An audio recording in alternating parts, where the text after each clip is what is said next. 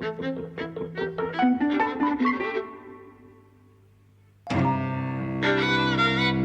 and welcome to Eavesdropping at the Movies. I'm Mike. And I'm Jose.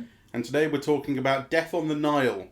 The new Death on the Nile. There's been a film of it in 1978, Yes. which was a follow-up to 1974's Murder on the Orient Express, just as this is a follow-up to Murder on the Orient Express of, 5 years previously now. Yes. Which was one of the first films we did on the podcast. Yes. Those two films in the 70s had different directors. This has the same director, Kenneth Branagh, who is, very much marshalling his vision of Poirot. I know you feel a bit about him, generally speaking. He's a bit of a lovey. And this confirms all my worst impressions of him, actually. Yeah. I enjoyed Murder on the Orient Express. Yes, I know. And I think you didn't hate it. I mean, Well, I didn't hate it. I just, thought Lumet's version was superior. Yeah, really. Sure. And we did watch them both, and I found things that I felt were superior about Branagh's. I haven't seen the 1978 Death on the Nile. I imagine I would find just about every part of it superior to this one. I didn't like this one very much at all. I will say we're obviously going to get into spoiler territory, and this being a whodunit, things can be spoiled. I didn't know what happened. I did. Hadn't come across this. Well, I knew of the story, but I had never read it, had never seen any of the other versions, and I'm very proud to say that I fucking nailed it. What I would say is that I think I had a decent chance of getting it, having seen how the whole thing plays out. But, the moment that the murder happened, I leant over to you and said, I reckon this is it. Yes. And I turned out to be right.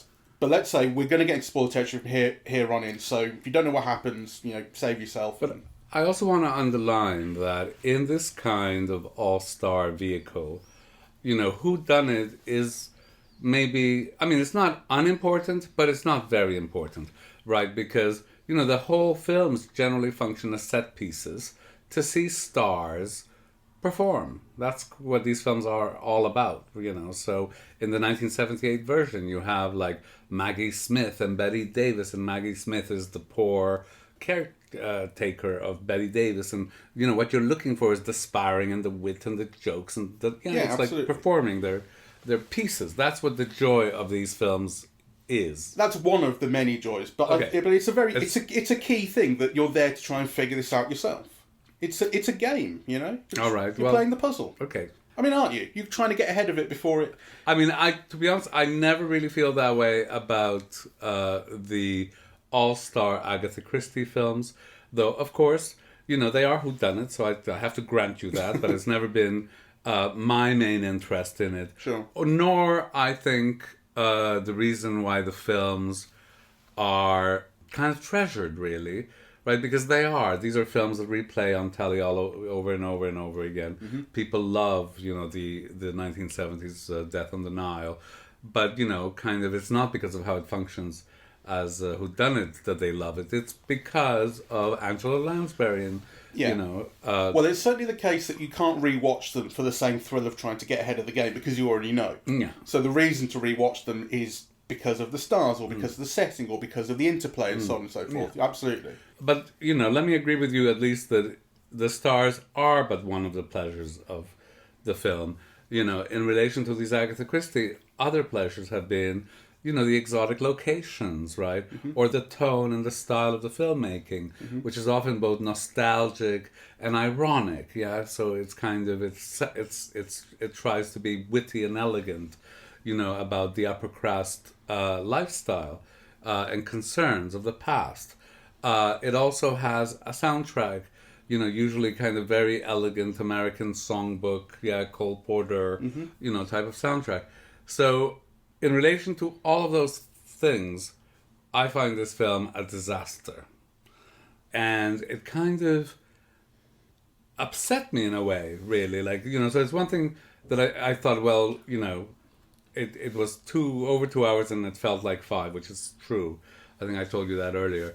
But aside from that, so I wasn't just being bored, but I think it kind of upset me because the filmmaking is so poor.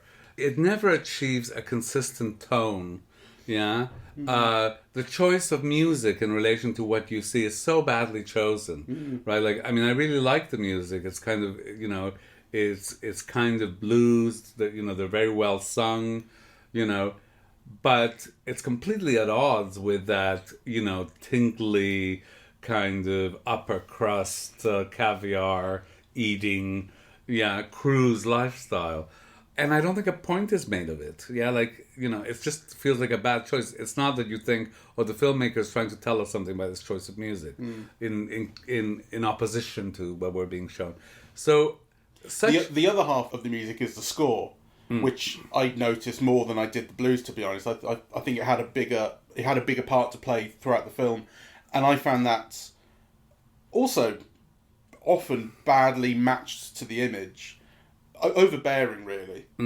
Too heavy, and sometimes there was a point, I forget exactly what it was, there was a point where the film should have been trying to get a little bit funny. It was playing a slightly funny scene, but the music was staying kind of dark. I thought, this ain't right.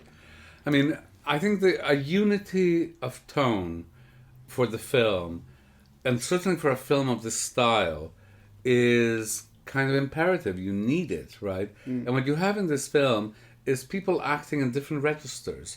Yeah, none of them of which are necessarily bad. The performers are all good. But, the film has to achieve a consistent tone, right? And if you have people, somebody doing it as a realist drama, somebody doing it as like a film noir, somebody doing it as high comedy, like it just doesn't work. Everyone's acting on a completely different register. And that is the director's fault, right?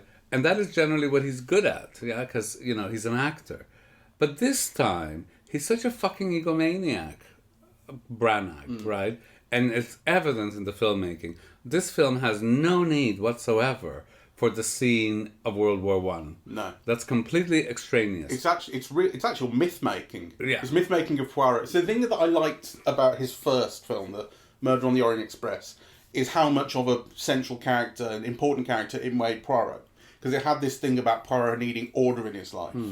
And justice being order and this sort of thing. And it starts off with all this. And then by the end of that film, and I won't go and spoil it here, but we covered it. By the end of that film, he's gone through a case that has broken his perspective on what justice should be. So it was important to him. And there was that last shot that I remember of the pulling away from the scene, and the camera as in pulling away from the sky. And the train pulls off in one direction, he drives off in the other. And it's like this case, you feel it has left a mark on him. Here, that I felt, I mean, you didn't like it, right? You said again, it should be all about the case and so on, which is what we saw in the 74 version that we watched. But I felt it felt appropriate, it felt worked through. Here, it is full-on myth-making. He's a hero from the start. He's a hero because he recognises that if they attack 3 hours earlier than they're meant to, then they can win this ambush and so on and so forth. And he's done that with his detective skills because he can see what the birds in the sky can see and so on. And the moustache is given a backstory that he's got it from his corporal who he failed to save. And then he has this tortured thing going on because my ugly face means my love will leave me. Going, and it's all in black and white like Belfast. Yeah. And like, who cares? I mean, in these films normally, the films are about the people. Yeah. Kind of Poirot or Marple are the people who solve the crime. They're there, at odd moments to catch conversations, to put pieces of information together. But the drama is really played out through the other people. Whereas this kind of inverts it. We get too much Poirot. It begins and ends with him, right? And kind of there's no need for all of that. And we don't know enough, about the other people. And the people are not given their moments. No. Yeah. The whole point of having an all-star cast is, that each of these big stars of yesterday or whatever come in, they do their turn, they please the public, and they leave the scene for someone else to come and do the same, and then they all get together at the end to twinkle together. He doesn't give them a chance. I mean, Annette Bening, completely wasted. She's not given a single moment, right?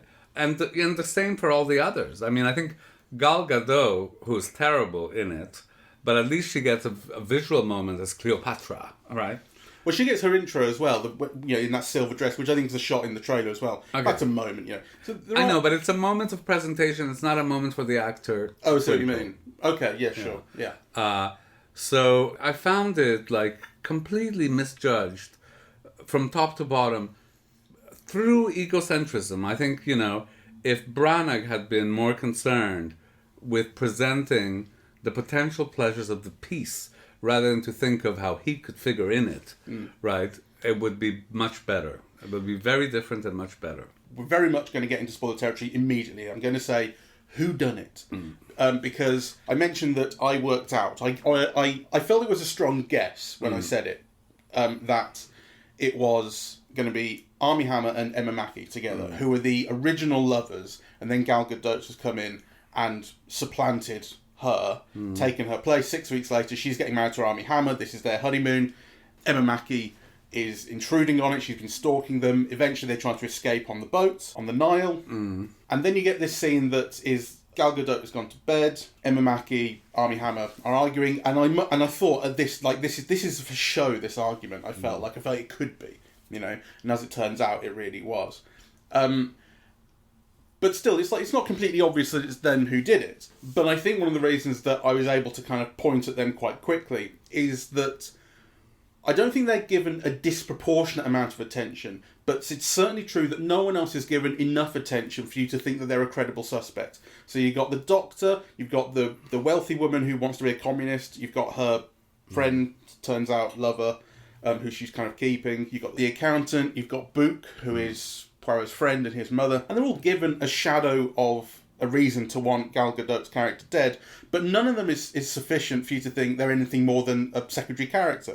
So even though, like, it's not, you haven't maybe worked out all the details of why Armie Hammer, it's very clear why Emma Mackey would want Gal Gadot dead, but the reason that I thought Armie Hammer's in on it is because, well, it's too obvious for it to be her on her own. It's the obvious answer, and you don't get obvious answers in these stories. And the other reason is that the film is constantly telling you, it's so hammering it into you through dialogue, that love makes people do things. Love, love, love. Love will do this and love will do that. And the film starts off with this thing about love and what it's done to Poirot. And so the idea that those two are still in love and in on it together was quite... It felt a very obvious way for the film to be able to progress. So while I do give myself credit for getting it, I think I'm proud that I got it and I'm happy. It doesn't make you a genius. It doesn't make me a genius, right? It's not the hardest mystery to solve. You see, in the 1978 version, Mia Farrow plays that role. Yeah. Right? And the film presents it differently. So the preamble is actually Mia Farrow going to her best friend, and asking her for a job for her husband in her English estate. Yeah, and you set up a series of relationships there because obviously they're poor, they need the money, she's dependent on, her friend's generosity. And then, obviously, he marries someone else. And from that point on, Mia Farrow, who's really, I think, a great actress, and she's got these translucent eyes, right? And she appears in the film as something wild and frenzied, right? So in the scene at the temple, the way I remember it, is not the accountant who throws the rock, or maybe he does, but what you see is the image of, Mia Farrow glaring down, so she becomes this presence in the film, this mad presence. So when the shot happens, you kind of believe it, It has a different weight, really. It was all played very blankly here. Yeah, it was all played very blankly. And also, the film was so plodding and unstylish. I mean, there are these moments where, you're seeing Poirot speak to, is it Book and someone else? Anyway, and they're on the boat, and you're seeing it from the outside, and Poirot is encased in one Art Deco fragment, and the other guy's encased in another fragment, and another guy's in the middle fragment, and you think, why? It's when they're talking to the accountant. Yeah, and you think, what's this expression? Like, why? Yeah. Right? And actually, for most of the film, it's like that the camera swirls here on the boat, and then it swirls there. Yeah. And you think, why? It's not creating pace, it's not creating rhythm, it's not evoking anything, except kind of, moving, It's the same problem that we had with Belfast. It's the same, but much worse. Complete lack of effect from these compositions. Or the thing is that the compositions aren't even interesting or skillful. No. I mean, there were moments where I thought, that whole film is shot head on. There's not even an interesting choice of angles, even when people are spying on something that is being said below, right? Like, you just have, all of a sudden Poirot, kind of looking, and you see what's happening below, a little bit lower on the frame. It's just such banal, stupid, unimaginative filmmaking. And this, combined with the egocentricity that dictates the structure of the piece, which is completely wrong, and the lack of generosity, because I think it is a lack of actorly generosity that prevents all the other stars from having their moment. None of them really do. The only one, I think, who really shines is the Sophie Okonedo character. Yeah. The jazz singer. The jazz singer, Everybody else, they get dialogue and so on, but they don't get their moment, they don't get their joke, they don't, whereas like I can recite bits from the 1978 film, with David Niven and Angela Lansbury, or, Angela Lansbury saying, "Oh, hello, Mr. Porridge, lovely to meet you." Everybody's given their moment, right? And here you come out without the pleasure of the star having done their bit, whatever it might be. Their opportunity to shine, and I think it's kind of, a lack of generosity. Yeah. And the only reason really that Sophie Okonedo gets more of a moment, or set of moments, is because she's the character Poirot's interested in. Exactly. She gets scenes with Poirot. Exactly. Even Armie Hammer, who, when the film was made, probably he and Gal Gadot were the biggest stars in the whole outfit, but he's not given a moment to shine either. He's given lots of time, right? He probably is given more time on screen than anybody but Poirot, but he's not given, a bit of business, a line of dialogue, a shot, or, something that his fans would come away with thinking, "Oh, wasn't Armie Hammer fabulous?" Yeah. So he probably doesn't have many fans at the moment, but it's another story.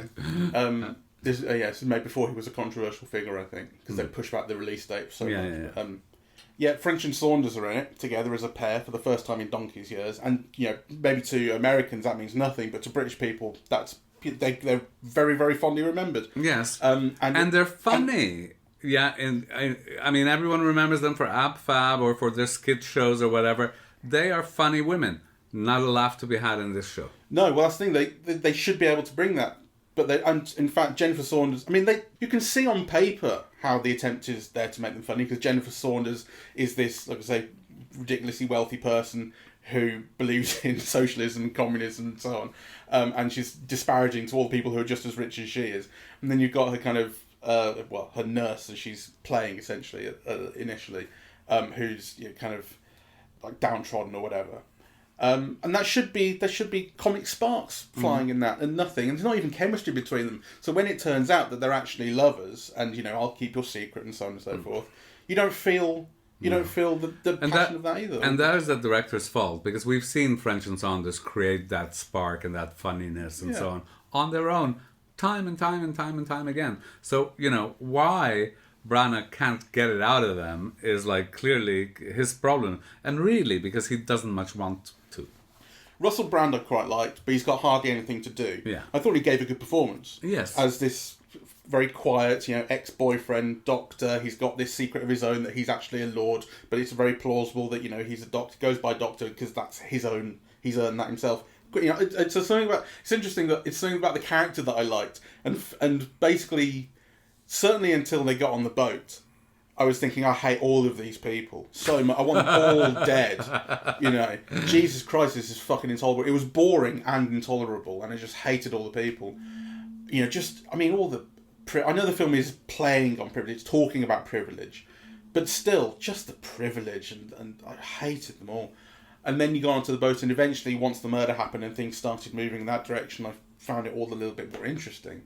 And I hated, I suppose, the people a little bit less. But he was the only one who I thought, no, actually, he's like a nice person. I didn't mind being in his company, Russell Brand. I think it's a disaster of a film. What did you think of all the shots of Egypt? Well, this is the thing. These are things that I did not hate at all. And you mentioned at one point, I think a little unfairly, you said, "God, it's too dark, this film." Yeah. Which was when Rose Leslie was looking at the necklace early on. Well, it was just at the beginning of the film, though. I think that was the projection, possibly, more than anything else. Maybe. I felt the film lacked luminosity, Well, I think it was too dark. I didn't, you see. It was clearly a digital projection because it was incredibly crisp. And it was better for that. And you do get these shots of Egypt of the pyramids early on, and the boat on the Nile, and these Those were very bright fields and things, but not just bright, but contrasted beautifully, because the dark is very dark as well. The contrast between light and dark was beautiful. Well, and the richness of the orange and red, the hues of the sunset. I thought they looked very pretty, but I thought they were all awful as well. I thought it was like, the CGI prettiness, right? It felt really false, and actually I thought the whole use of Egypt, the peasants on the boats, and the crocodile eating the birds, and I thought it was all trash. It's a terrible film. It's really bad. I was really surprised, because the actual resolution of the crime is such a disappointment as well, really, because the thing that was so interesting about the resolution of the crime in Murder on the Orient Express, not going to spoil it, is that it was different to... It was like conceptually different to what you would expect the resolution to be. Whereas here, the resolution is pretty basic. It's pretty bland. Yeah. Well, as I said, I think for me, normally in this type of film, that is a minor thing. Because, what I remember is, like, the beginning of Death in the Nile, well, the preamble is what I told you. But then when they get on the boat... It is really like each star is making an entrance, right? And you see Betty Davis, and she gets a line, and she starts bickering with Maggie Smith, and then the next set of characters come on, and they're all given something. And then at the end of the film, after Poirot solves the crime, they get off the boat, and it's like each of the stars is saying goodbye. They all get a little bit of business again, right? Rather than this dark piece of shit that we see here. Which was like so dark, and then you think it's over, and then you were saying it can't be over. What did you say? Because Poirot. Yeah, so they all get off the boat, and they do have their little saying goodbye bit, but none of them is particularly impressive. And then he flirts with the singer who he's been flirting with. He's not been flirting, but he's been struggling to get his words out around her, and clearly, and she's been flirting with him. He's got a crush on her. Yes. Yeah, she's been flirting with him, and he clearly likes her. And he says perhaps. And then he can't finish the sentence, and she walks off. And you said, well, the camera pulls back, as it did in Murder on the Orient Express, but rather than just pulling back, it fades to London 6 months later. And you said, Jesus Christ, this film won't end. And I said, well, it can't end on him just failing to flirt with someone. No, so it ends on a much darker note, on some dive. And then, I mean, for everything that I just tried to say about it not being visually dark, which I think is true, it ends back in that bar in London, but there's no light, she's singing there, and the shot is like, his back is to the camera, she's in the middle of the frame, there's all this black space on the right. Shot ever. It's really amateurish, the camera's shaking, and it's just fading out, and I'm thinking, fucking hell. Like, I get that they tried to, they realised we can't end it on this bad flirting. Maybe it's shaking out his emotion. It's trying to say, no, there's a little bit of hope in this relationship, possibly but it's awful. It's a terrible shot in every sense of the word. It's amateurish. It's badly done. They couldn't do 2 takes of it just to fucking frame it better. It's terrible. Oh, it's awful. It's an awful film, and yet, lots of my friends seem to like it. I can't imagine. Well, I don't know. Maybe they've been watching too much shit. I did see all these people talking about it on Facebook, and one of the things they were saying was how much they liked the David Suchet one on TV in 2004, I think, which is interesting. Because, the ones I guess you expect to be referenced are the film ones. But that sounds an interesting one to have a look at, because people were really, no one said that about Murder on the Orient Express, I don't think. I love the 78 version because it's full of treasured moments. It's like the moment where Angela Lansbury dances a tango with David Niven is one of my all-time favourite film bits, Yeah? Yes. She plays like this 1920s writer of, what are obviously like erotic thrillers, right? Really trashy, but bestsellers, right? And Angela Lansbury is the whole thing, the shake under the palms. So I find it very charming, really. And with wonderful star turns. I mean, Maggie Smith and Betty Davis are marvellous. And then there's something also about the younger people who were not stars then, but like, Jane Birkin, who plays the French maid in the original. Like, they're so fresh-faced and handsome and sexy, and they're all in their 20s. Simon McCorkindale, and I think, is it Lois Clark or something like that.